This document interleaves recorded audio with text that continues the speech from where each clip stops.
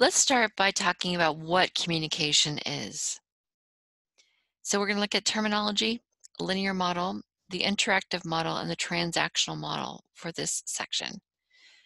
So let's start by defining some of the terms. The first thing we want to take a look at is this idea that communication is a process, that it is happening over time, that it is kind of unfolding as it happens. So there's not going to be two communication situations that are going to be the same. Certainly as you go through experiences, you're going to learn to be more,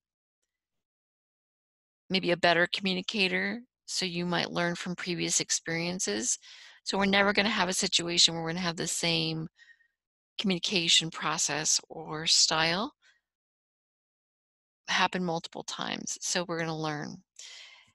Another part is that there's going to be a message that's going to be sent. So this is going to be the package of information that we want to send over to the other person, that we want the person to receive and learn and create, and it happens through this process of interaction.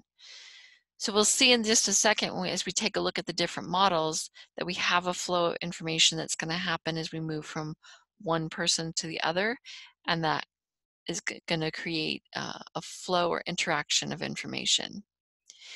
We're going to use different modalities for that communication. So some of those modalities might be, say, texting, or I might use email, or I might use something that has a visual context like Zoom or Skype, where I'm able to see the other people that I'm speaking with. And then there's going to be channels of information. So the channels might be the different, actually we need modalities would be, so modalities would be the type of information, the way the information is being sent, and channels could be including things like seeing something or looking at someone's nonverbal communication. It could be the voice, the way that they're hearing it. It could be any sense of smell or taste that goes along with it. So someone wears a particular perfume, maybe that's communicating something as well. And then context are the actual location where the communication's happening. So think about how it might be different if you're communicating in a classroom and the teacher's standing at the front of the room versus if you're in a coffee shop and you're trying to compete with the sound of all the other voices that are in the room and that small communication that might be happening with you and another person. So the context and how where the communication is happening or the environment is also another element that falls in here. Well, let's take a look at some of these models and we'll look at some of the language that kind of goes along with it. The first thing that we have is a linear model. The linear model is the idea of a sender, and the sender could be a speaker, the teacher, the parent, your boss, anybody that's trying to get the message to come across to you. And then the receiver is the listener, the student, the child, anybody that's going to be receiving the information on the other end. Now think about this linear model being more like information is just going out. There isn't really that any information that's coming back in this context. So this could be a news broadcast where the broadcasters are sending the information out, but there isn't really information that's coming back. Now, noise is an interesting one. Noise could be actual physical noise, but noise could be also the internal conversation somebody's having in their head. So let's say, for example, you're hungry. And so you're trying to listen to what this other person's saying, but you keep going, man, what really sounds good is I could go across the street and get that burrito. That sounds awesome. And then what else could I have with it? And your brain starts to process your food and you stop paying attention to what the person's saying to you because you're getting some other noise. So it could be your own internal conversation, or maybe the person that you're talking to reminds you of somebody else. And so you start thinking about that and you're like, man, they're reminding me of my mom with their way that they're talking to me. And then you go off on maybe what you're thinking about with your mom. So you have other things that end up being noise, not just physical noise that might be happening in the environment, but also internal noise that's going on in your own head. And then there's a message, again, that's being sent across. What is that person trying to say as they're sending that information to you? So linear model is just a straight information that's being sent, and that information just goes across. Now, part of the element that goes along with that as we go to the interactive model is now that we've actually got information that's going back and being sent back. So I'm going to add another element to this. And what I want to add to this is this idea of encoding a message. Now, this one isn't mentioned in this textbook, but I think it's an important and valuable idea in that the person that's sending the message needs to think about how they're going to send the information to the other person in a way that they're going to understand it.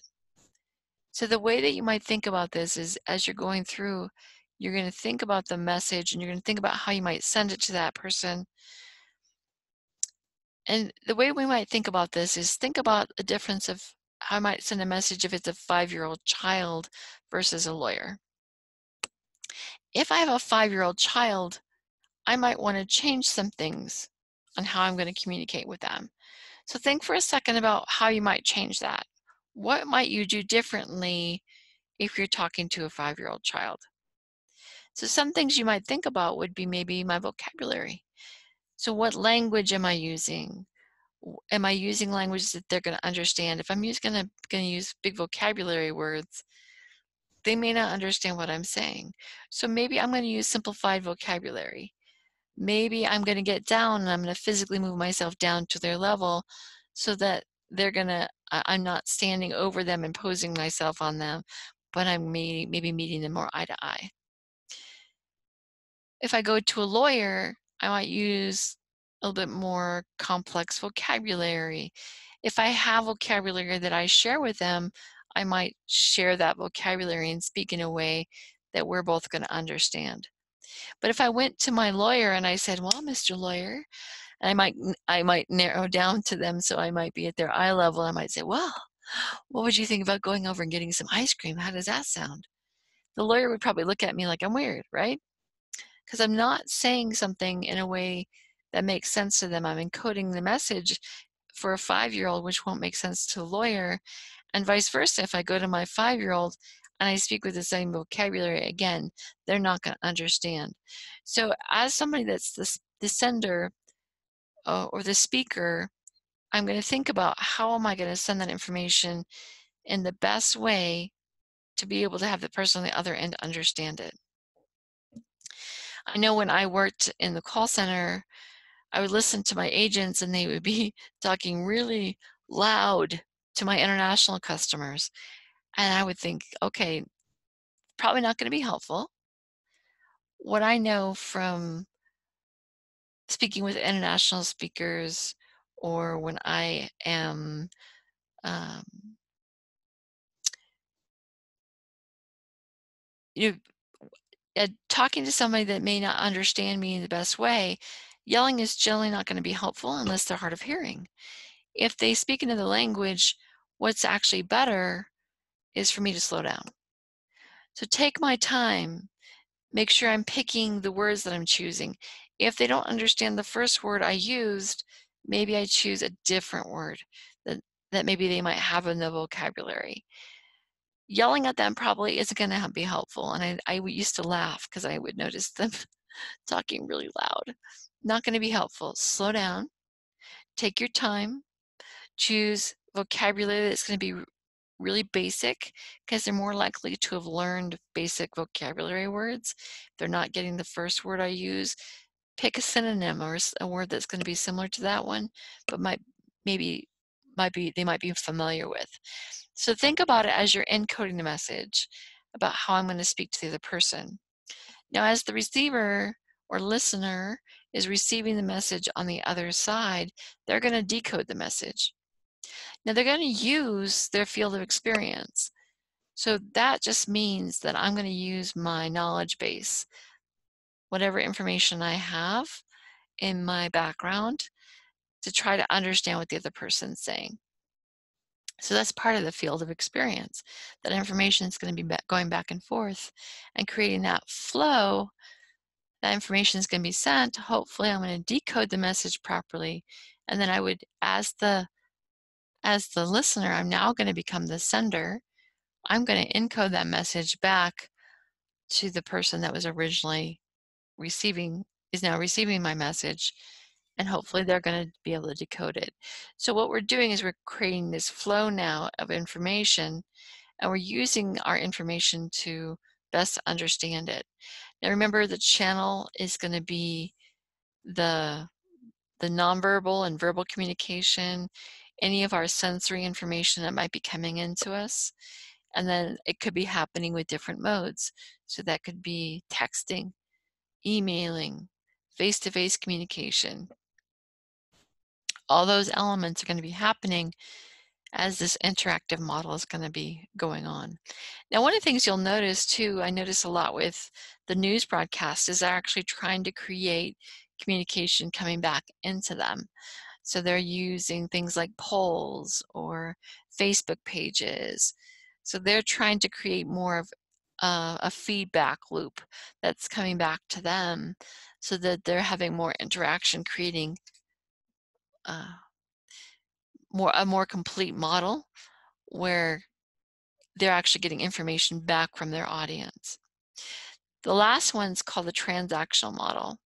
This is fully interactive, and now this idea of encoding and decoding is just going to be happening on a consistent basis. The information is going to be flowing back and forth.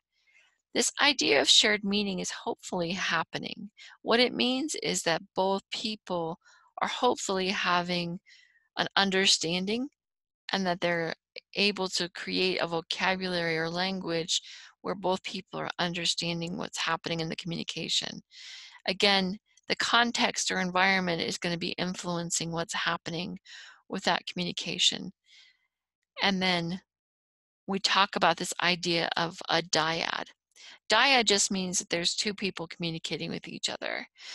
So if we have two people communicating with each other, we're able to make eye contact with each other, and we're able to see what the other person's saying.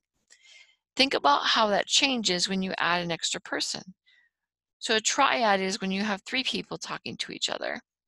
So now, rather than just making eye contact with one person, I now have to shift my focus to two people. So that's going to change the way that the communication's happening. And it's usually not going to be as intimate because I'm not doing that one-on-one piece. Now I'm separating my communication, looking at two people. So then we do a small group, and when I have a small group, now I'm going to have 5 or more people. And now I'm going to have to make eye contact with them.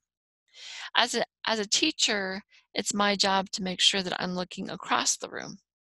So I talk about that in public speaking. You want to look in different places in the room. It doesn't necessarily mean that you're trying to cover each person's eye at that moment, but that I may be focusing on the right side of the room for a little bit. And as I'm focusing on the right side of the room, I'm going to make eye contact with one person for 20, 30 seconds or so. And then maybe I'm going to look at the middle of the room and maybe make eye contact with somebody else. And then I'm going to go to the left side of the room and make eye contact with somebody else. I'm going to stay with them for a little bit. I'm going to move to another person, so that my eyes are kind of moving around and making eye contact with different people. And that idea of, you know, it's an interesting thing that happens in general, because if you're making eye contact with another person and you're moving yourself around, it kind of feels like everybody's being incorporated in. So it's not just you making eye contact with one person. So think about these different models as you're thinking about communication, because this is kind of creating a shared language with us, so that as we're talking about meaning and shared meaning and interactive in the way that communication happens, that we have shared ideology and shared concepts. All right, thank you.